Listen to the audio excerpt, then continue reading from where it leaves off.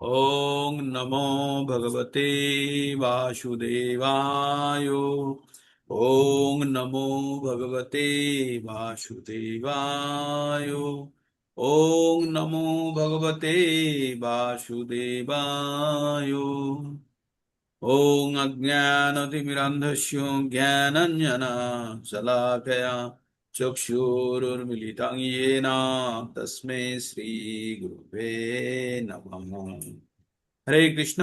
সমস্ত ভক্তবৃন্দকে আমার সশ্রদ্ধ প্রণাম। আবার আমরা একটা বাংলা ভগবদ গীতার ক্লাস প্রতিদিনের ন্যায় আমরা ভগবদ গীতা পঠন করব। ভগবদ গীতা ভগবানের মুখনিসৃত বাণী। আমরা গুটি গুটি পায়ে চলতে চলতে কিন্তু আমরা ভক্তি যোগের শেষ অধ্যায়ে চলে এসেছি। আর ভক্তি যোগের শেষ অধ্যায় মানে 12 নম্বর অধ্যায়। আর 12 নম্বর অধ্যায়ে আমরা কি দেখলাম? আমরা দেখলাম, আচ্ছা, ভগবদ গীতা থেকে আমরা 5টি বিষয় সম্বন্ধে জানতে পারি। বিষয়গুলি কি? ঈশ্বর, জীব, প্রকৃতি, সময় এবং কর্ম। যখন জীব প্রকৃতির সঙ্গে যখন সংসর্গ করে, যখন আদান প্রদান করে, তখন কর্ম উৎপন্ন হয়। আর এই কর্মই মনুষ্যকে বিভিন্ন জীবনের মধ্যে চালিত করে। তো কর্ম খুবই গুরুত্বপূর্ণ আমাদের জীবনে। কর্ম 3 প্রকারের হয়: সকাম কর্ম, বিকর্ম আর অকর্ম। তাহলে আমাদের সকাম কর্ম এবং বিকর্ম দুটি বন্ধনকারী, মানে এই দুটি কর্ম করলে পুনরায় জন্মগ্রহণ করতে হবে এবং এই কাজের ফল গ্রহণ করতে হবে। কিন্তু অকর্ম এমন একটি কর্ম যে কর্মটি করলে কোনো রকমের ফল গ্রহণ করতে হয় না। এটাকে নিষ্কাম কর্মযোগ বলা হয় বা ভগবানের উদ্দেশ্যে কৃত কর্ম। এটি হচ্ছে অকর্ম। তো আমাদের তাহলে কর্ম করারই দরকার নেই, আমরা কর্ম ত্যাগ করতেই পারি। তো সেটি সন্ন্যাসীদের মতো অবস্থা যারা কর্ম ত্যাগ করেছে। কিন্তু ভগবদ গীতাতে কর্ম ত্যাগ করার বেশি জোর দেওয়া হয়নি, কর্ম ত্যাগের প্রতি জোর দেওয়া হয়নি। কিসের প্রতি জোর দেওয়া হয়েছে? কর্ম ফল ত্যাগের প্রতি। কারণ আমাদের জীবন ধারণের জন্য কিছু না কিছু কর্ম করতেই হবে। তাই কর্ম যদি আমরা করি তাহলে বন্ধনকারী হয়ে যাবে, আমরা ফেঁসে যাব। কিন্তু যদি কর্মের ফল যদি আমরা ত্যাগ করি বা ভগবানকে অর্পিত করে দিই, তাহলে সেই কর্মের ফল আমাদের উপরে এসে বর্তায় না। ঠিক। তাহলে আমরা বুঝে গেলাম যে আমরা কর্ম তো আমরা করব, কিন্তু কর্মের ফলটি ভগবানকে অর্পণ। তো আমরা এই যে অফিস আদালতে, বিভিন্ন জায়গাতে, ব্যাংকে, স্কুলে, বিভিন্ন জায়গাতে আমরা পড়াই বা আমরা বিভিন্ন ধরনের কর্ম করি, তার ফল কি? কি পাই আমরা? তার ফল কি পাই? এই যে বিভিন্ন জায়গাতে আমরা কর্ম করি, তার ফলটা কি পাই? কি হয় ফল? আমরা বিভিন্ন জায়গাতে যে অফিসে, আদালত, স্কুল, ব্যাংক, বিভিন্ন জায়গায় কাজ করি, কাজ করে তার ফলটা কি পাই? কি পাই? আনমিউট করে বলুন, কি পাই? অর্থ পায়। অর্থটা কি করি? পারস- পারিশ্রমিক। হ্যাঁ, ভগবান পারিশ্রমিক পাই। অর্থটা কি করি আমরা? সংসার চালায়। শরীর ধারণের জন্য। শরীর ধারণের জন্য। এইটা আমাদের মনে থাকে? শরীর ধারণের জন্য মনে থাকে না? আনন্দ করব, খাবো, পরবো, কষ্ট করে টাকা ইনকাম করেছে, আমি ভোগ করবো না তো কে করবো, তাই না? সবসময় আমাদের মনের মধ্যে এটাই তো থাকে।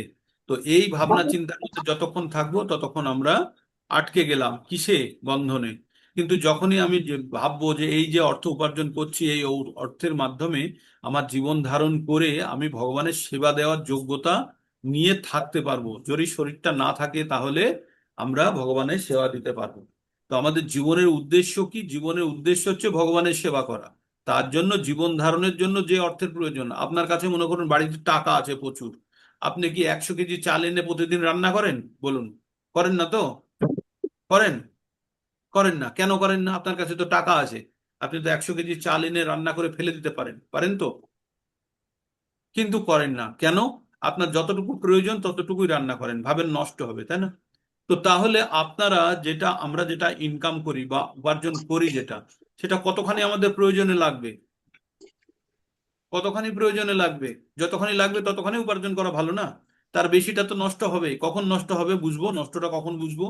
যেমন ভাত রান্না করে খাওয়ার পরে আর যখন গ্রহণ করতে পারবো না, তখন সেইগুলো যেমন নষ্ট হয়, তেমনি আমরা এই জীবনে উপার্জন করার পরে যখন ছেড়ে চলে যাব তখন বুঝতে পারবো যে এই উপার্জন আমাদের ব্যর্থ উপার্জন ছিল, এটি আমাদের জীবনের জন্য নয়। তাই আমরা বেশিরভাগ সময়ই আমাদের 10টার দরকার হলে আমরা 100টার জন্য প্ল্যান করে বসে থাকি। 50টা তো পাবোই, কিন্তু আমরা জানি 10টার পরে বাকি 40টা নষ্ট হবে। তো এইভাবেই আমরা জীবনের মূল্যবান সময় আমরা কিন্তু অনর্থের প্রতি দৌড়ই। অনর্থ কখন? যখন আপনার যেটা প্রয়োজন তার বেশি যেটা আছে সেটাই অনর্থ, তার কোনো অর্থ নেই। আপনার খুব খিদে পেয়েছে, আপনাকে ভরপেট আপনার পছন্দের খাবার খাওয়ানো হলো, প্রসাদ পাওয়ানো, তারপরে আবার যদি আপনাকে খাবার দেয় আপনি খেতে পারবেন? পারবেন না তো। তো আমরা প্রত্যেকটা মুহূর্তে সেটাই করছি, আমাদের যতখানি প্রয়োজন তার থেকেও বেশি আমরা সংগ্রহ করার চেষ্টা করছি। আর তাতে কি হচ্ছে, আমাদের পেট খারাপ হয়ে যাচ্ছে, তাই না? পেট খারাপ হয়ে যাচ্ছে, তো তাতে পেট খারাপ হয়ে যাবে, তো যতখানি ক্ষমতা তার থেকে বেশি খেলে পেট খারাপ হয়ে যাবে। তাতে কি হচ্ছে, পেট খারাপ হওয়া মানে অসুস্থ হয়ে যাচ্ছি। আর এই অসুস্থই হচ্ছে ভবরোগ, যে জড়জাগতিক রোগ। আরো খাবো, আরো খাবো, আরো খাবো, আরো পেট খারাপ করব, ডাক্তারের চক্করে পড়ে গেলাম, আর আমি ভুলে গেলাম আমার জীবনের উদ্দেশ্য কি। তাই আমাদের প্রত্যেক মুহূর্তে জানতে হবে আমরা, আমাদেরকে ভগবান যা দিয়েছে, যতখানি দিয়েছে জীবন ধারণের জন্য যথেষ্ট। তো এবার তার মানে আহ আপনাদের মনে হবে তাহলে কি আমি জীবনে উন্নতি করব না? কোনটাকে উন্নতি আর কোনটাকে অবনতি সেটা জানতে হবে। জীবনে উন্নতি কাকে বলে? জড়জাগতিক উন্নতিকে আধ্যাত্মিক জগতের কথায় উন্নতি বলা হয় না, ওটা একটা অবনতিরই একটা লক্ষণ। কিন্তু জড়, আপনি যত বেশি আপনি জড়জাগতিক জিনিসকে পাওয়ার জন্য দৌড়বেন, ততই আপনি আধ্যাত্মিক জীবন থেকে দূরে সরে যাবে। তাই বলছে 2-44 নম্বর শ্লোকে বলছে, বিষয় বিনির্বর্তন্তে নিরাহারস্য না, বলছে ব্যবসায়াত্মিকা বুদ্ধি ভোগ ঐশ্বর্য পোষক্ত নাম তয়া অপহিত চেতসাম ব্যবসায়াত্মিকা বুদ্ধি সমাধো না বিধায়ত। বলছে ভোগ আর ঐশ্বর্যের মধ্যে যারা থাকে তারা কখনো ভগবত ভক্তি করতে পারে না। ভোগ ও ঐশ্বর্য পোষক্ত নাম তয়া অপহিত চেতসাম, তার যে চেতনা, যা তার চেতনাকে অপহৃত করে নেয় কে? এই মায়ার জগৎ। কিভাবে? তার কাছে ভোগ ঐশ্বর্যের জন্য প্রচুর জিনিস আছে। তো ওই আপনাদের বলেছিলাম না যে একটা বাড়িতে একটা ওয়াল টিভি লাগানো আছে, দেওয়ালে প্লাজমা বা এলসিডি লাগানো আছে, তাতে ইন্টারনেট লাগানো আছে, ইউটিউব লাগানো আছে, তাতে কেবল টিভি লাগানো আছে, সবকিছু লাগানো আছে। আর আর সেখানে যে কোনো চ্যানেল আপনি চাইলে যখন খুশি দেখতে পারেন। আর তার পাশের রুমে আর একটা রুমে আছে, বা পাশের বাড়িতে আর একটা টিভি আছে, ব্ল্যাক অ্যান্ড হোয়াইট আছে, 14 ইঞ্চির। আর তার একটা ওই টেরেস্ট্রিয়াল অ্যান্টেনা লাগানো আছে, শুধু ডিডি চলে আর কিছু চলে না। তো কোন টিভিতে বেশি সময় ব্যবহার করবে মানুষ? কোন টিভির পিছনে সময় ব্যর্থ করবে কে? পাশের বাড়ির না আপনি? কে করবেন? আমি করব। কারণ আমার কাছে ইন্টারনেট আছে, তাহলে যে কোনো চ্যানেল আমি যখন খুশি দেখতে পারবো। তার মানে বেশিরভাগ সময় আমি টিভির পিছনে নষ্ট করতে পারবো, তাই তো? নষ্ট করতে বললাম, তার মানে আমার কাছে বেশি ফেসিলিটিস, মানে আমি বেশি সময় ওই জিনিসটার জন্য ব্যয় করব। আর যখন আমি ব্যয় করব তখন আমার প্রকৃত কাজের জন্য আমি সময় খুঁজে বার করতে পারবো। তখন আমি এই টিভি দেখাতেই 24 ঘন্টা, যেমন আমরা ইউটিউবে রিল দেখতে দেখতে দেখতে দেখতে দেখতে, জানেন একটা ঘটনা নিউজ পেপারে এসেছিল। একটা বাচ্চা আর ওর বাবা, বাবা মা বাড়িতে থাকতো, তো বাচ্চাটা ওই 10-12 বছরে, তো বাড়িতে রেখে গেছে খাবার টাবার বানিয়ে দিয়ে, ওর মা রেখে গেছে, দিয়ে বলেছে যে আমি মামার বাড়ি থেকে এই আজকে যাচ্ছি, কালকে পরশু চলে আসবো, তুই খাবার টাবার ফ্রিজে রাখা থাকলেও বার করবি আর কি। রেখে চলে গেছে। ওই বাচ্চাটা এবার ইউটিউব দেখছে, দেখতে দেখতে দেখতে ওর মা বাবা ফেরত চলে এসেছে 3 দিন পরে। 72 ঘন্টা পর্যন্ত বাচ্চাটা শুধু রিল দেখে গেছে, খায়নি, ঘুমায়নি, বাথরুমে যায়নি। ভাবতে পারছেন আসক্তি কাকে বলে? খায়নি, ঘুমোয়নি, বাথরুমেও যায়নি, শুধু রিল দেখেছে, সে শুধু রিল দেখেছে। তো এই হচ্ছে আমাদের দশা। তাহলে আমরা যেটাকে ফেসিলিটিস বলছি, এগুলো সব আমাদের লুভাইট করার রাস্তা। তো আমাদের জানতে হবে আমাদের জীবনের উদ্দেশ্য। যদি আমরা জেনে যাই, একটা বাচ্চা স্কুলে যাচ্ছে, সিরিয়াস পড়াশোনা করে, কিন্তু স্কুলে ঢোকার রাস্তাতে বিভিন্ন খেলনা, ভিডিও গেম, বিভিন্ন খেলনা, গুলি ডান্ডা, ফুটবল, বিভিন্ন এক একটা রাস্তা বেরিয়ে গেছে, এক একটা খেলার জায়গা, খুব হইচই আক্রমণ শব্দের সঙ্গে খেলা সবাই উপভোগ করছে। কোথাও ক্রিকেট চলছে, কখন ফুটবল চলছে, ওয়ার্ল্ড কাপ, মেসি খেলছে, বিরাট কোহলি খেলছে, এবং বিভিন্ন প্লেয়ারের খেলা লাইভ হচ্ছে। ছেলেটি কি করবে? খেলা দেখতে ঢুকে পড়বে না স্কুলের দিকে যাবে? ও যদি খেলার মধ্যে ঢুকে পড়ে তাহলে খেলাতেই ও ব্যস্ত, তার সময় নষ্ট হয়ে গেল, তার স্কুলে আর পৌঁছতে পারবে না। তো বুদ্ধিমান ব্যক্তি আমাদের এই জড়জাগতিক বিভিন্ন ধরনের জিনিস আমাদেরকে লুভায়িত করার চেষ্টা করবে, কিন্তু আমরা কতখানি নিজেদের জায়গাতে শক্তভাবে আমরা আমাদের জীবনের উদ্দেশ্য সাধিত করার জন্য আমরা চেষ্টা করব, সেটাই বুদ্ধিমান ব্যক্তির কাজ। সেটাই বুদ্ধিমান ব্যক্তির কাজ। তাই আপনারা সকলে বুদ্ধিমান বনুন। তাই ভগবান 10.10-এ কি বলছে, তেই সাংসাদত যুক্ত নাম ভজতাং প্রীতিপূর্বকম তদামি বুদ্ধি যোগম তাম, আমি বুদ্ধি দেব কাকে? যে সব সময় আমার ভজনায় যুক্ত হওয়ার চেষ্টা করছে। আর সেই বুদ্ধির ফলে সে কি করবে? এই জড়জাগতিক বন্ধন থেকে মুক্ত হয়ে ভগবানের কাছে ফেরত যেতে পারবে। তো বুদ্ধি কিভাবে দেবে ভগবান? ভগবান কিভাবে দেবে? ভগবান বুদ্ধি দেয় তিনটে জিনিসের মাধ্যমে: সাধু, গুরু আর শাস্ত্র। এই তিনটে জিনিসের মধ্যে দিয়ে দেয়। তো আপনাদের কাছে শাস্ত্র আছে, গ্রন্থ আছে, আপনাদের নিজস্ব নিজস্ব আরাধ্য গুরুদেব আছে, বা যাদের নেই তারা ইমাজিনারি গুরুদেব রেখেছেন, যে তাদের থেকে পেতে পারেন। আর তারপরে কি আছে?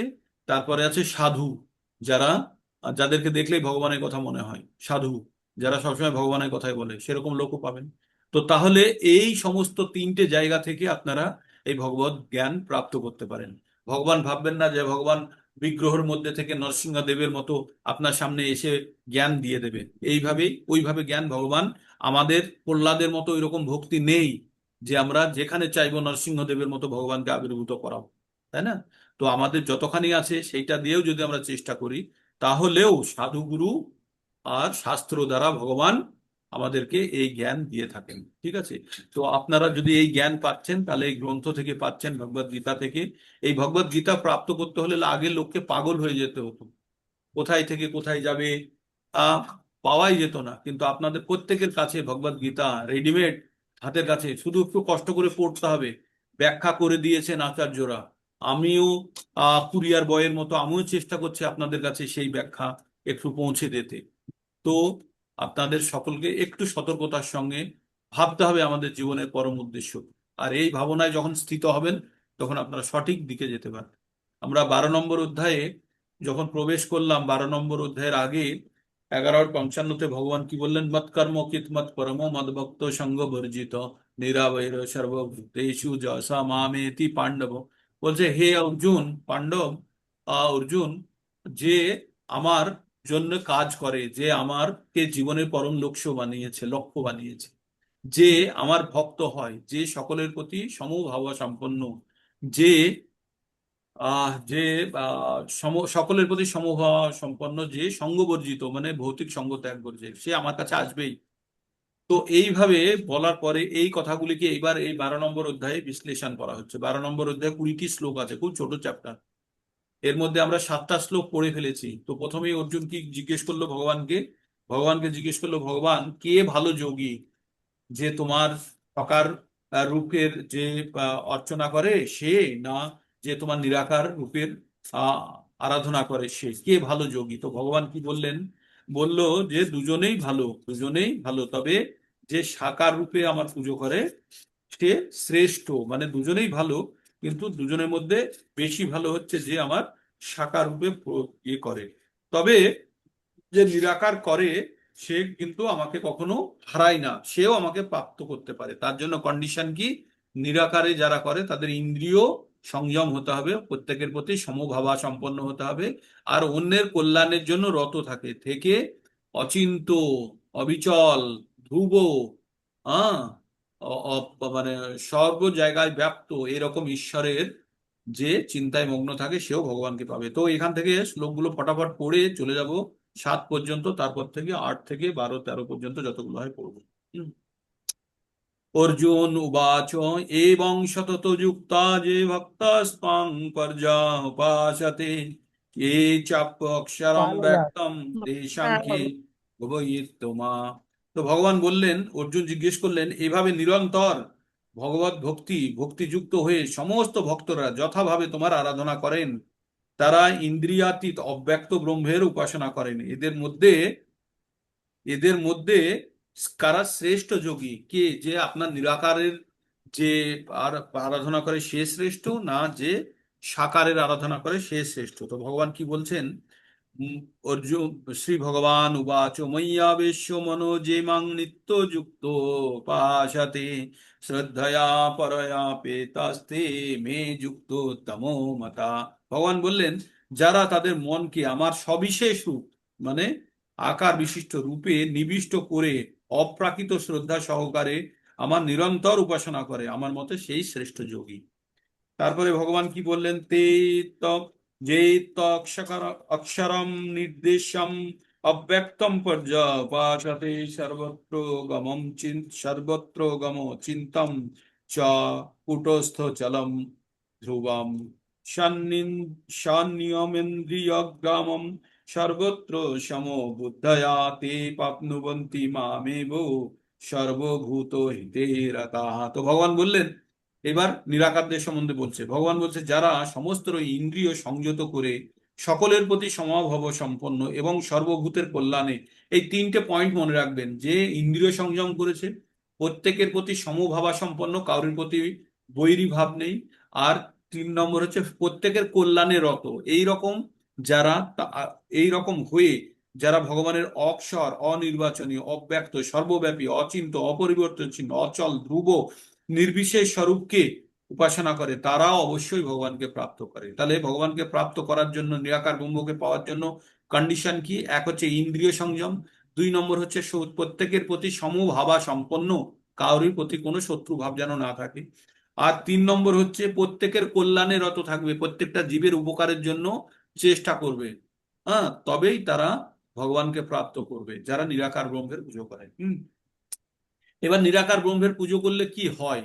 তখন ভগবান বলছে, ক্লেশ অধিকতরস্তেষাম অব্যক্ত আসক্ত চেতসাম অব্যক্ত হি গতির দুঃখান দেহ বুদ্ধির বাপতে। ভগবান বললেন, যাদের মন ভগবানের অব্যক্ত নির্বিশেষ ব্রহ্মের প্রতি আসক্ত, তাদের ক্লেশ অধিকতর, তাদের কষ্টটা বেশি। অব্যক্তের উপাসনার ফলে দেহধারী জীব কেবল দুঃখই লাভ করে। আমরা সবাই দেহধারী জীব, তাই আমরা যদি অব্যক্ত মানে যদি নিরাকার ব্রহ্মের যদি পুজো করি, তাহলে কষ্টটা বেশি লাভ হয় এবং দুঃখই লাভ হয় বেশি। তারপরে ভগবান এবার কি বললেন, তাহলে কি করতে হবে? এ তু সর্বাণি কর্মাণি ময়ি সন্ন্যাস্য মৎপরাঃ অনন্যনৈব যোগেনা মাং ধ্যায়ন্তো ভাসতে তেষামহং সমুদ্ধার্থং মৃত্যু সংসার সাগরাৎ ভবামি না চিরাৎ পার্থ ময়্যাবেশিত চেতসাম। তো ভগবান বললেন, যারা সমস্ত কর্ম ভগবানকে অর্পণ করে, ভগবান পরায়ণ হয়ে, মত পরায়ণ হয়ে, অনন্য ভক্তির দ্বারা আমার ভগবানের ধ্যানপূর্বক উপাসনা করে, হে পার্থ, আমার যে আবিষ্ট চিত্ত মানে একদম স্থির চিত্তে, সেই সমস্ত ভক্তদের আমি মৃত্যুময় সাগর থেকে আমি অচিরে উদ্ধার করি। কালকে আপনাদের ছবি পাঠিয়েছিলাম, ভগবান কিভাবে সাগরের মধ্যে যারা থাকে তারা সব সময় সাঁতার কেটে, যদি ভাবে আমি বেঁচে যাব, সাগরের মধ্যে কেউ সাঁতার কেটে বাঁচতে পারবে? পারবে না। 1 ঘন্টা, 2 ঘন্টা, 5 ঘন্টা, 10 ঘন্টা সাঁতার কাটার পরে সে কিন্তু ডুবে মরে যাবে, তাই না? তো তেমনি আমরা এই জগৎ সংসারে আমরা যদি ভাবি আমরা নিজের বুদ্ধি, আমাদের নিজের শক্তি, আমাদের অর্থ বলে আমি এখানে টিকে থাকবো, থাকবে না। জীবন শেষ হলে তাকে ছেড়ে চলে যেতে হবে। তাহলে উদ্ধার হওয়ার রাস্তা কি? উদ্ধার হওয়ার রাস্তা হচ্ছে ভগবানের শরণাগতি লাভ করে, ভগবানের ভক্তি করে, ভগবানের দ্বারা উদ্ধারিত হওয়া। হ্যাঁ, তাই ভগবান বলছে যে, ভগবান কি বললেন, তেষামহং সম উদ্ধার্থে মৃত্যু সংসার সাগর, তাই মৃত্যু সংসার থেকে আমি তাকে অচিরেই উদ্ধার করি। হ্যাঁ, যারা আমাতে মন এবং চিত্ত রেখে সব সময় আমার ভজনা করে, তাদের আমি উদ্ধার করি। তো এই পর্যন্ত আমরা আগে পড়েছি। এইবার আমরা 8 থেকে এবার একটু ভিন্ন কথা ভগবান বলবেন। কথা কি বলছেন? এবার বলছে, ভগবানের যে সবসময় মন লাগিয়ে বসে আছে, হ্যাঁ, ভগবানের মন আর বুদ্ধি যে লাগিয়ে বসে আছে, সে কোথায় থাকে? তাই ভগবান বলছেন, ময়্যেব মনো অধৎস ময়ি বুদ্ধিং নিবেশয়। কি বললো? ময়্যেব মনো অধৎস ময়ি বুদ্ধিম নিবেশয় নিবাসীয় নিবাসিষ্যসি মামেব নিবাস শিষ্যি মামেব নিবাসিষ্যসি মামেব অথ ঊর্ধ্বং না সংশয়। আমরা কোনো কথা বলতে গিয়ে বলি না, এর উপরে কোনো কথা হবে না। আমরা কখনো কখনো বলি তো, এর উপরে কোনো কথা হবে না। তাই ভগবান বলছে অথ ঊর্ধ্বং না সংশয়, মানে এর উপরে কোনো, এতে কোনো সংশয় নেই। কি বললো? ময়্যেব মন অধৎস, যে আমাতে মন এবং বুদ্ধি নিবেশ করে। তাই বলছে ময়্যেব মানে আমাতে, ময়ি এব মানে আমাতে অবশ্যই, মন অধৎস মানে স্থির করা। হ্যাঁ, তো কি বলছে, ময়্যেব মন অধৎস ময়ি বুদ্ধি নিবেশ, যে আমাতে মন এবং বুদ্ধি স্থির করে, যে নিবেশ করে, আমাতে নিবেশ করে মানে আমাতে ইনভেস্ট করে। হ্যাঁ, ইংরেজিতে বলে ইনভেস্ট, বাংলায় কি বলে? নিবেশ। ভগবানের মন এবং বুদ্ধি যে লাগিয়ে রেখেছে, সে কোথায় থাকে? নিবাস নিবাসী শস্যি নিবাসী শস্যি ময়েব, সে আমাতেই নিবাস করে। হুম, সে আমাতে নিবাস করে। কোথায়? মইয়েব, আমাতেই, আমার মধ্যে। তার মানে যে ভগবানের মন এবং বুদ্ধি ভগবানের যে স্থির করেছে, সে কোথায় বাস করে? সে ভগবানের হৃদয়ে বাস করে। অত ঊর্ধ্বং না সংশয়, এতে কোনো সংশয় নেই, এতে কোনো। তাহলে ভগবানের মধ্যে, ভগবানের হৃদয়ে বাস করতে গেলে কি করতে হবে? আমাদের মন আর বুদ্ধি ভগবানের কাছে অর্পণ করতে হবে। করে আমরা আমরা যে কোনো কাজ যখন করব তখন আমরা ভগবানের কাছে অবশ্যই, ভগবানের নিকটে বা ভগবানের কাছে আমরা বাস করব। তো ভগবান কি বলছে? ময়্যেব মন অধৎস ময়ি বুদ্ধি নিবেশয় নিবাসায় শস্যি মামেব অথ ঊর্ধ্বং না সংশয়। অতএব তুমি আমাতে মন সমাহিত করো, আমাতেই সমস্ত বুদ্ধি অর্পণ করো, তার ফলে তুমি সর্বদাই আমার নিকটে বাস করবে, সেতে কোনো সন্দেহ নেই। বোঝা গেল ভগবান কি বললো? তাহলে মন আর বুদ্ধি ভগবানে অর্পণ করতে হবে। করে যখন আমরা ভগবানে এক চিত্তে ভগবানের আরাধনা করব, ভগবান অবশ্যই আমাদের, তার কাছে আমাদেরকে সেটেল করবে বা বসার জায়গা। এবার বলছে, ভগবান বলছে, তাহলে মন আর বুদ্ধি ভগবানে স্থির করতে বললো। এবার অর্জুনকে বলছে, তুমি যদি না করতে পারো, তুমি যদি মন আর বুদ্ধি আমাদের স্থির না করতে পারো, তাহলে তুমি কি করবে? অথ চিত্তং সমাধাতুং না শক্নোষি ময়ি স্থিরম। অথ চিত্তং সমাধাতুং না শক্নোষি ময়ি স্থিরম। অভ্যাস যোগেন ততো, অভ্যাস যোগ, অভ্যাস যোগেন ততো মামিচ্ছাতুম ধনঞ্জয়। তো ভগবান বললেন যে অথ চিত্তং সমাধাতুং না শক্নোষি ময়ি স্থিরম, তুমি যদি তোমার মনের অচঞ্চলতা, আমরা পড়েছিলাম না, চঞ্চলম হি মন কৃষ্ণ প্রমাথি বলভদ্রম তস্যাহং নিগ্রহং মন্যে বায়ুরিব দুষ্করম। 6-34 নম্বর পড়েছিলাম, মনে আছে? সেখানে ছিল যে মন অত্যন্ত চঞ্চল, মনকে নিয়ন্ত্রণ করা কঠিন। তখন ভগবান কি বলেছিলেন? অভ্যাসযোগ। তখন ভগবান কি বলেছিলেন? অসংশয়ং মহাবাহু মনো দুর্নিগমম চলম অভ্যাসে না তু কন্তেও বৈরাগ্যে না চ গৃহতে। ভগবান বলেছিলেন অভ্যাস আর বৈরাগ্যের দ্বারা মনকে নিয়ন্ত্রণ করা যায়। হে পাণ্ডব, তুমি যেটা বলছো অসংশয়, তাতে কোনো সন্দেহ নেই, কিন্তু বৈরাগ্য আর অভ্যাসের দ্বারা ভগবানকে, এই মনকে স্থির করা যেতে পারে, কন্ট্রোল করা যেতে পারে। তাই এখানে আমরা কি বলছে? এখানে আবার ভগবান প্রথমে কি বললো? মন আর বুদ্ধি আমাতে অর্পণ করো, তুমি আমার কাছে বাস করবে, তাতে কোনো সন্দেহ নেই। এবার বলছে তুমি যদি মনকে যদি আমাতে স্থির করতে না পারো, মন যদি তুমি আমাতে স্থির করতে না পারো, তাহলে কি হবে? স্বপ্নসী, স্বপ্নসী মানে যে তুমি যদি সক্ষম না হও, তুমি যদি করতে না পারো, অসমর্থ। অথ চিত্তং সমাধাতুম না শক্নোষি মই স্থিরম, তুমি যদি তোমার মনের চঞ্চলতার কারণে যদি আমাতে মন যদি তুমি স্থাপন করতে না পারো, অভ্যাস যোগেন তত, তুমি অভ্যাস করো। আগেও বলেছে অভ্যাস, অভ্যাসের দ্বারা আর বৈরাগ্যের দ্বারা মনকে নিয়ন্ত্রণ করা যেতে পারে। এখানে আবার বলছে অভ্যাসের দ্বারা তুমি, তুমি আহ, কি করো? তুমি আমাকে চেষ্টা করো, পাওয়ার চেষ্টা করো। হে ধনঞ্জয়, তুমি স্থিরভাবে আমাতে চিত্ত সমাহিত করতে সক্ষম না হও, তাহলে ভক্তিযোগের অভ্যাসের দ্বারা আমাকে প্রাপ্ত করার চেষ্টা করো। তাহলে কোথায় গেলেন ভগবান? প্রথমে কি বললেন? ভগবান বললেন যে তুমি আমাতে মন আর বুদ্ধি নিবেশ করো। করে আমাতে তুমি মন আর বুদ্ধি যদি আমাকে নিবেশ করো, তাহলে তুমি আমার কাছেই থাকবে, তুমি আমাতেই বাস করবে। যদি তুমি না করতে পারো, তুমি যদি মন আর বুদ্ধি স্থির না করতে পারো, তাহলে তুমি অভ্যাস করো। হ্যাঁ, অভ্যাস যোগেনের জন্য, অভ্যাসের যোগ করো। কি ভক্তি যোগের কথা বলছে এখানে? অভ্যাস যোগের দ্বারা তুমি আমাকে প্রাপ্ত করতে পারবে। তাহলে প্রথমে হচ্ছে মন আর বুদ্ধি দিয়ে ট্রাই করলাম, হলো না। তারপরে তখন ভগবান কি বললেন? ভক্তি যোগের অভ্যাস। ভক্তি যোগের অভ্যাসটা কি? এই যে সকালে উঠে আপনারা জপ করছেন, এটা ভক্তি যোগের অভ্যাস। আপনারা হয়তো মন থেকে করতে পারছেন না, কিন্তু অভ্যাস করছেন।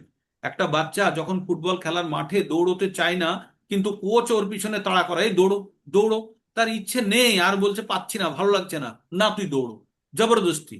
তো কখনো কখনো তারপরে ধীরে ধীরে ওটা অভ্যাসে পরিণত হয়, তখন আর তাকে আর জোর করতে বলতে হয় না। তো তেমনই ভগবান বলছেন তুমি আমাতে মন আর বুদ্ধি অর্পণ করে তুমি আমাতে বাস করার চেষ্টা করো। যদি না করতে পারো, তুমি ভক্তিযোগের অভ্যাস করো। ভক্তিযোগের অভ্যাসগুলো কি কি?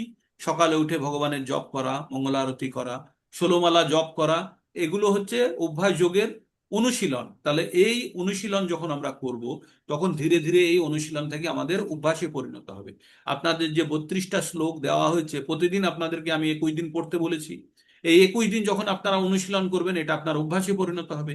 আর অভ্যাসে যখন পরিণত হবে, তখন সকাল সন্ধ্যে প্রতিনিয়ত আমার ধাক্কা ছাড়াই আপনারা নিজেরা পড়বেন।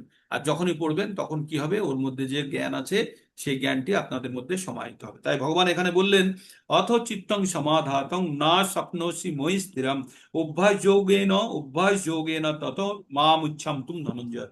তুমি আমাকে অবশ্যই প্রাপ্ত করতে পারবে যদি তুমি অভ্যাস যোগের দ্বারা, ভক্তি যোগের অভ্যাসের দ্বারা আমাকে প্রাপ্ত করার চেষ্টা করো। তাহলে তুমি কিভাবে, তুমি অবশ্যই আমাকে পেতে পারো। তাহলে কি করতে হবে? প্রথমে ভগবানের মন আর বুদ্ধি দিতে বললো, পারলো না।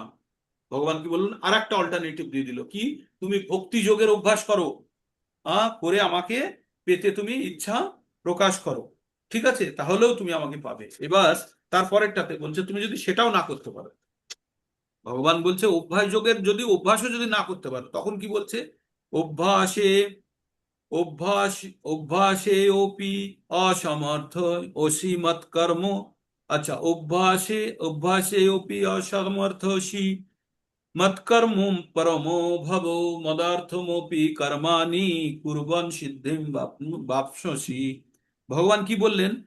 অভ্যাসেঅপি অসমর্থসি অভ্যাসেঅপি অসমর্থসি মৎকর্ম পরমো ভব মদার্থপি কর্মাণি কুর্বন সিদ্ধিম বাপ্স্যসি। ভগবান বললেন, এভাবে তুমি যদি অভ্যাস করতেও যদি না পারো, প্রথমে কি বললো? মন আর বুদ্ধি আমাতে লাগাও, পারলে না।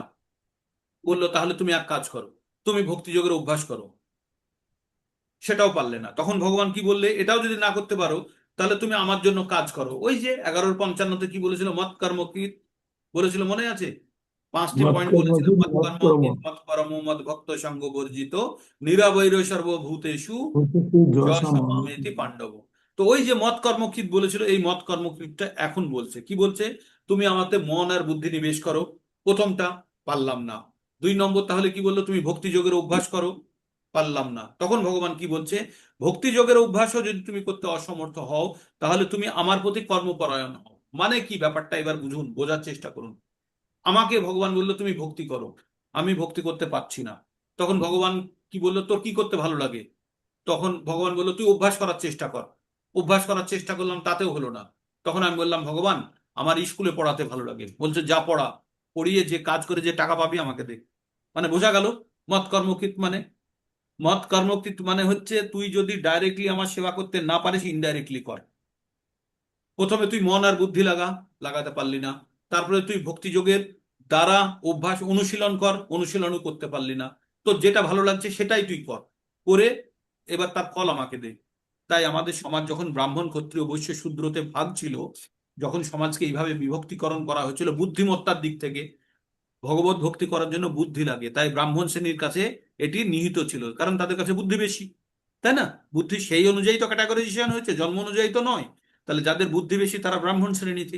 এবার ব্রাহ্মণ শ্রেণীতে যে আছে, তার বুদ্ধি আছে, সে ডাইরেক্টলি ভগবানের সেবা করছে। তার থেকে একটু কম বুদ্ধি সম্পন্ন ক্ষত্রিয়, সে সমাজের সেবা করছে এবং সে ওই ব্রাহ্মণের সেবা করছে। যখন ব্রাহ্মণের সেবা করছে, তখন কি করছে? ব্রাহ্মণকে দিয়ে তার কাজটা করিয়ে নিচ্ছে, ভগবান তাতেও সন্তুষ্ট। তারপরে বৈশ্য, বৈশ্য কি করছে? তার আরেকটু বুদ্ধি কম, সে ব্যবসা বাণিজ্য করে সে কিছু ধন অর্থ উপার্জন করছে, করে নিজের জীবনও যাপন করছে। সে ক্ষত্রিয়র কাছে কিছু টাকা দিয়ে দিচ্ছে, ক্ষত্রিয় সেই টাকা আবার ব্রাহ্মণের কাছে দিচ্ছে, দিয়ে কি করাচ্ছে? সেই টাকা দিয়ে ভগবানের সেবা হচ্ছে। তার মানে আমাদের কি বললো? ভগবান বললো আমাকে ডাইরেক্ট সেবা করো। যদি না সেবা করতে পারো, অভ্যাস করো। অভ্যাসও যদি না করতে পারো, তাহলে তুমি যে কাজ করছো সেই কাজের ফল আমাকে দাও। বোঝা গেল এত দূর পর্যন্ত? এইবার তারপরে কি বলছে? বলছে তুমি যদি অভ্যাস করতেও অসমর্থ হও, প্রথমে বললো মন আর বুদ্ধি দাও, দ্বিতীয়টাই বললো যদি না পারো তাহলে তুমি অভ্যাস করো, ভক্তিযোগের অভ্যাস করো। যদি সেটাও না করতে পারো, তাহলে তুমি কি করো? আমার জন্য কাজ করো, আমার জন্য কাজ করো। এবার ভগবানের জন্য কাজ কেমন? মনে করুন আমি অর্থও নেই, কিছুই নেই, তাহলে ভগবানের জন্য প্রচারের জন্য বেরিয়ে পড়লাম। 10টা লোককে আমি জোগাড় করলাম, জোগাড় করে যেখানে যে মন্দিরে প্রচার করা হয় সেই জন্য, মন্দিরে পুজো হবে, প্যান্ডেল লাগানোর কাজ করালাম। মন্দিরের জন্য টাকা কালেকশনের জন্য দরকার, সেটা করালাম। ওইখান থেকে বিগ্রহ আনতে হবে, ফুল আনতে হবে, আনলাম। এগুলো হচ্ছে ভগবানের জন্য কাজ করা। এগুলো হচ্ছে ভগবানের জন্য কাজ করা। তাহলে ভগবানের জন্য, ভগবানের প্রতি কর্মপরায়ণ হওয়া। মন্দিরে গিয়ে আমি কিছু করতে পারছি না, একটু বাসন মেজে দিলাম, মন্দিরটাকে পরিষ্কার করলাম, এগুলো হচ্ছে ভগবানের জন্য সেবা, ভগবানের জন্য সেবা। তাহলে আমরা তিনটে জায়গা বুঝলাম। এক হচ্ছে মন আর বুদ্ধি ভগবানে অর্পণ করার জন্য, পারলাম না, মনকে নিয়ন্ত্রণ করতে পারলাম না। তাহলে কি করলাম? অভ্যাস করার চেষ্টা করলাম ভক্তি যোগের, সেটাও পারলাম না। তখন কি বললো ভগবান? বলছে আমার জন্য কাজ কর, ভগবানের জন্য।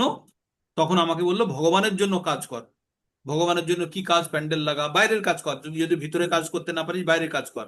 তুই যদি ভক্তি না করতে পারিস, তুই যদি আমাতে মন বুদ্ধি না লাগাতে পারিস, তাহলে তুই কি কর? ফুল ফুল নিয়ে আয়, মালা গাঁথ, মন্দির পরিষ্কার কর, রান্না কর, এই কাজগুলো কর।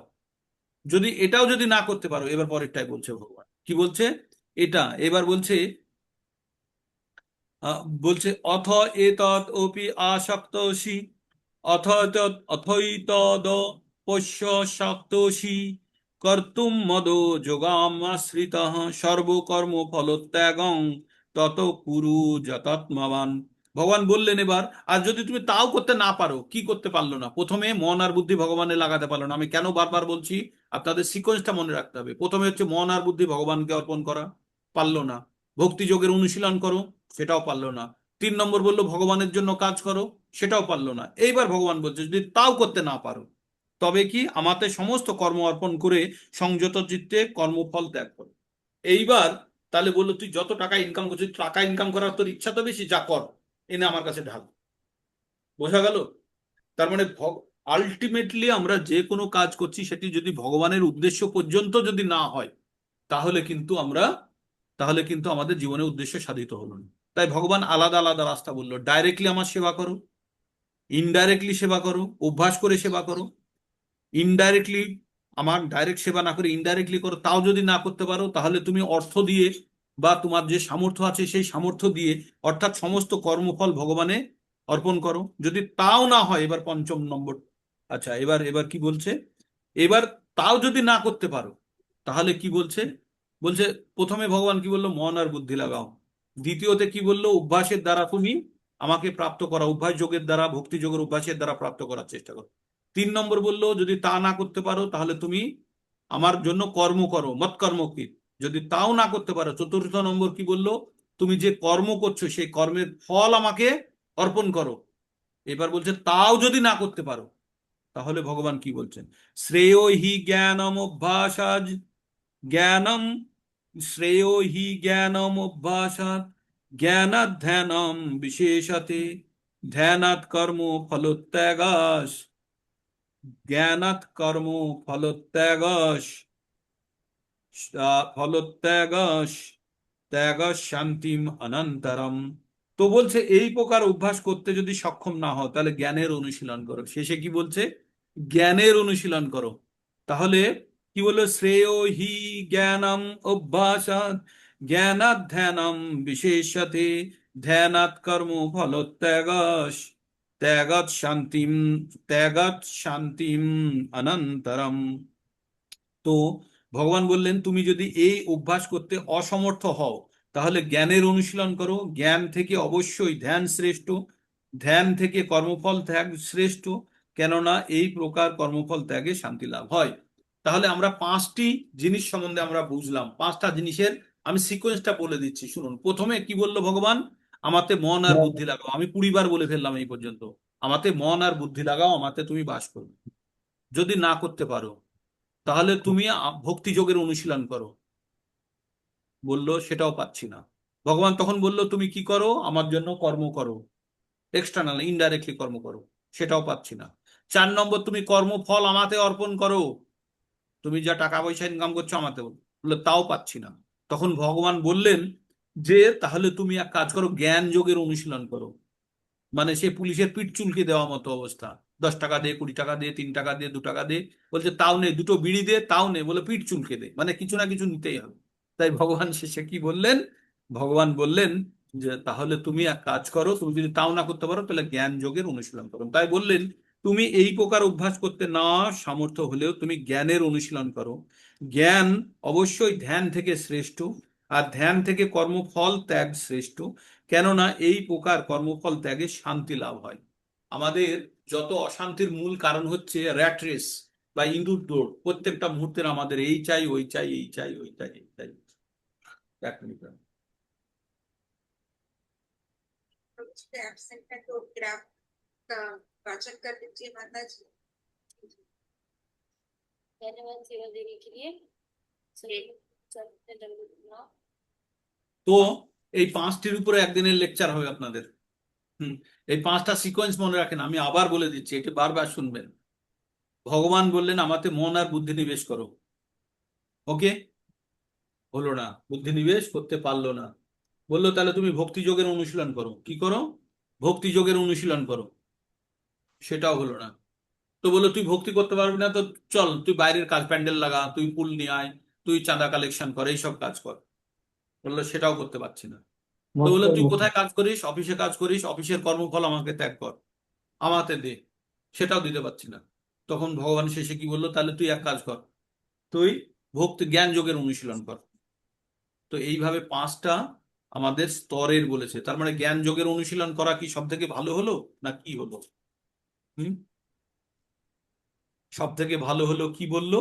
যে কর্মফল ত্যাগ করতে বললো, ধ্যানকে ত্যাগ করতে বললো। জ্ঞান জ্ঞান মানে বললো যে জ্ঞান তুমি যদি এই প্রকার অভ্যাস করতে, তাহলে জ্ঞান যোগের অনুশীলন করো। জ্ঞান থেকে অবশ্যই ধ্যান শ্রেষ্ঠ, মানে জ্ঞান যোগকে সব থেকে নিচেই রেখেছে। জ্ঞানের থেকে ধ্যান শ্রেষ্ঠ, ধ্যানের থেকে কর্মফল ত্যাগ শ্রেষ্ঠ, কেননা এই প্রকার কর্মফল ত্যাগে শান্তি লাভ। তো এই পর্যন্ত 12 নম্বর পর্যন্ত খুব ইন্টারেস্টিং জায়গাতে আমরা আছি না, যে কি করলে ভগবানকে প্রাপ্ত করা যাবে। ভগবান শুধু অল্টারনেটিভ, শুধু আমাদেরকে অল্টারনেটিভ দিয়ে গেছে, কি করলে কি করলে হবে। তো এই 12 পর্যন্ত হয়ে থাকলো। কালকে থেকে আবার একটু অন্য দিকে যাব, যে ভগবানের প্রিয় পাত্র কারা সেটি ভগবান বলবেন। তাদের মধ্যে কি কি গুণ থাকলে ভগবানের প্রিয় হওয়া যায়, সেই গুণের কথা কালকে বলবো। আজকে তাহলে আমরা কি জানলাম? যে জ্ঞানের থেকে ধ্যান শ্রেষ্ঠ, ধ্যানের থেকে কর্মফল ত্যাগ শ্রেষ্ঠ। আর যদি কিছুই না করতে পারো, তাহলে জ্ঞানেরই অনুশীলন করো। আর জ্ঞানের অনুশীলনের থেকে কি ভালো, একটু উপরে গেলে বলে কর্মফল আমাতে অর্পণ করো। যদি কর্মফল অর্পণ করতে না পারো, আমার জন্য কর্ম করো। যদি তাও না করতে পারো, ভক্তি যোগের অভ্যাস করো। যদি তাও না করতে পারো, না সেটার থেকেও ভালো হচ্ছে তাও না করতে পারো না, এগুলো হচ্ছে ভালোর দিকে। সব থেকে ভালো হচ্ছে ভগবানের মন আর বুদ্ধি অর্পণ করে ভগবানের সমাহিত হওয়া। যদি না পারে, তখন বলছে ভক্তি যোগের অনুশীলন করো। তাতেও যদি না হয়, তাহলে বলছে ভগবানের জন্য কাজ করো। সেটাও যদি না পারে, যে কাজটা করছো সেই কর্মের ফল ভগবানকে পৌঁছে দাও। যদি সেটাও না করতে পারো, তাহলে তুমি শেষে জ্ঞান যোগের অনুশীলন করো।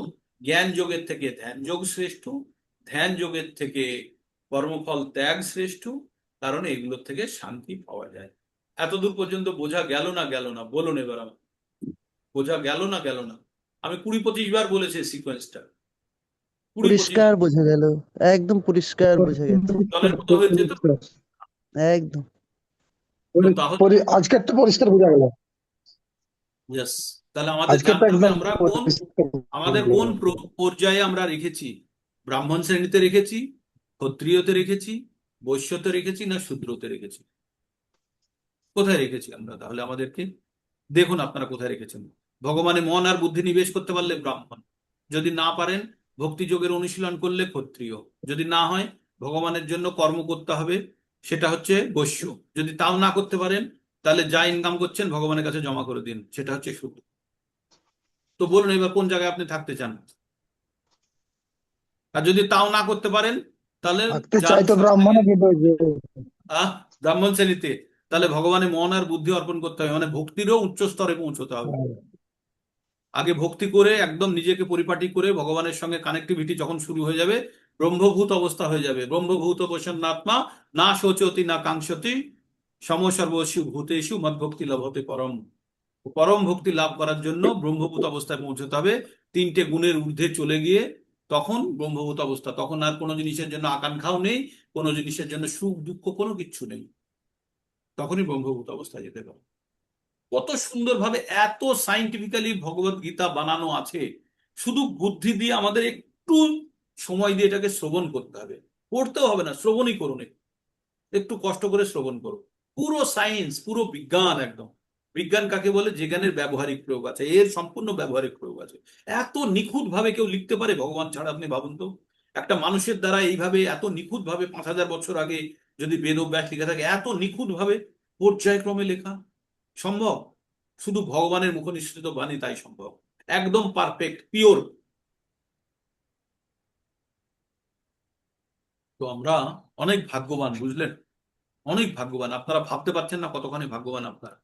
এই ভগবদ গীতার আপনারা যতখানি জ্ঞান অর্জন করেছেন না, আগে মুনি ঋষিদের কাছে গিয়ে গুরুকুলে 10 বছর 12 বছর থাকার পরে এই জ্ঞান অর্জন করুন। আপনারা 6 মাস 1 বছরের মধ্যে এই জ্ঞান প্রাপ্ত করার সুযোগ পাচ্ছেন, গৃহে থেকে, বাড়িতে থেকে। জল জল ভাববেন জীবন, ভগবান অনেক, এই কলিযুগে মানুষের বিভিন্ন কষ্ট আছে, কিন্তু সুবিধাও কি আছে বলুন তো? অতি সহজেই ভগবান জ্ঞান প্রাপ্ত করার সুযোগ আছে এখানে।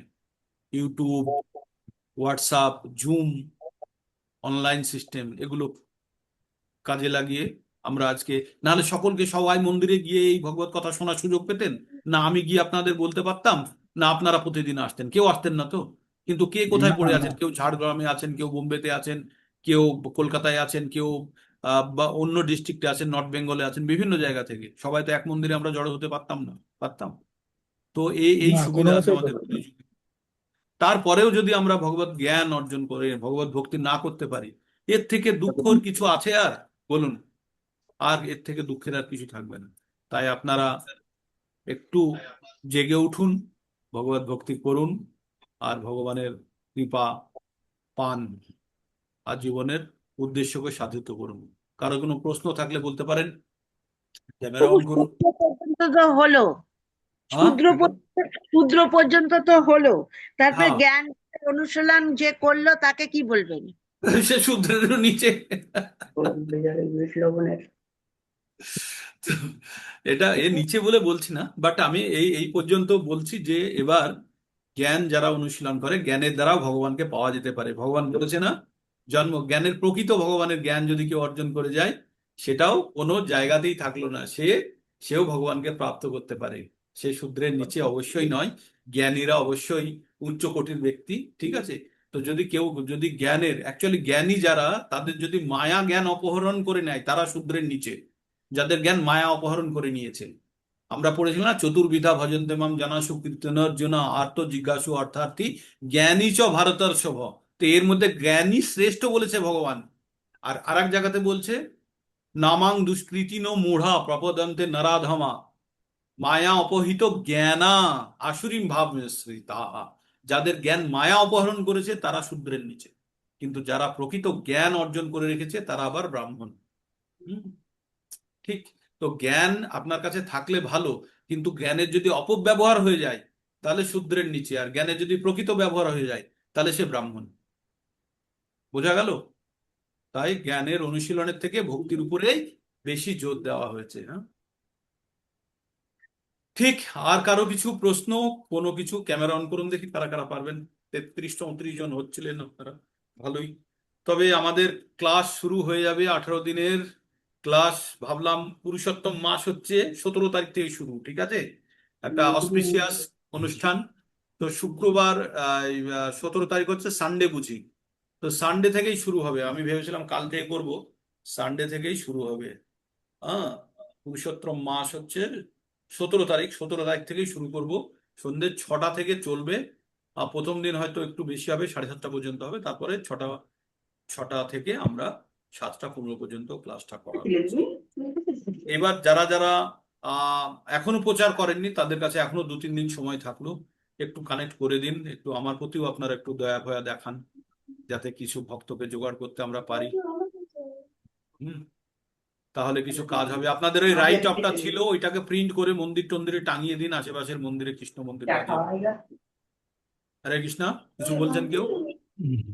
দিলীপ প্রভু? ঠিক আছে, চেষ্টা করছি বাবু। হ্যাঁ, তো আমি সকলকে অনুরোধ করছি আপনারা একটু চেষ্টা করুন, চেষ্টা করুন, অন্তত 100 জন তো হোক। জাগনেশ্বর প্রভু অনেকজনের নাম দিয়েছেন। হ্যাঁ, অনেকেই দিয়েছেন। দোলা চক্রবর্তী মাতাজি একজনের নাম দিয়েছেন, সাথী ব্যানার্জি মাতাজি, তো অনেকেই দিয়েছেন। যারা যারা দিয়েছেন তারা আর একবার, গার্গী মাতাজি জয়েন করছেন আমাদের এই গ্রুপে, কিন্তু প্র্যাকটিক্যালি তো উনি ওইখান থেকে আবার শেখার জন্য আসবেন। আর ये নুপুর মাতাজি আর रीना माताजी, आप लोगों का कंट्रीब्यूशन কই? আপনাদের দিক থেকে কই আসছে কই? হুম? আপনাদের কাছে তো প্রচুর বাঙালি লোক আছে, আছে না? হ্যাঁ আপু, আছে তো, তো ওদেরকে চেষ্টা একটু করবো বলুন, এইবার। একটু নির্লজ্জ হয়ে এদেরকে একটু বলুন। হুম, একটু নির্লজ্জ হয়ে বলুন তাদেরকে যে সন্ন্যারে একটু আমার উপকার হবে ওর নাই। হ্যাঁ, দেখুন হ্যাঁ পরে হ্যাঁ, হয়তো। হ্যাঁ, ঠিক আছে। ঠিক আছে বলবো। ওকে, তো আজ এই পর্যন্তই থাক। ক্যামেরা যাদের অন আছে একটা স্ন্যাপ অ্যাটেন্ডেন্স হয়ে যাক, আর পরবর্তী ক্লাস কালকের জন্য আবার প্রস্তুত থাকুন। প্রত্যেক দিন এক একটা দিন মনে হয় না যে আমরা এক একটা ক্লাস কিভাবে আমরা এগিয়ে যাচ্ছি। হ্যাঁ, খুব ভালো। আপনাদের পারমার্থিক উন্নতি হোক, আধ্যাত্ম জ্ঞান অর্জন করুন এবং জীবনের প্রকৃত উদ্দেশ্য সাধিত হোক। হরে কৃষ্ণ কৃষ্ণ কৃষ্ণ কৃষ্ণ হরে হরে হরে রাম রাম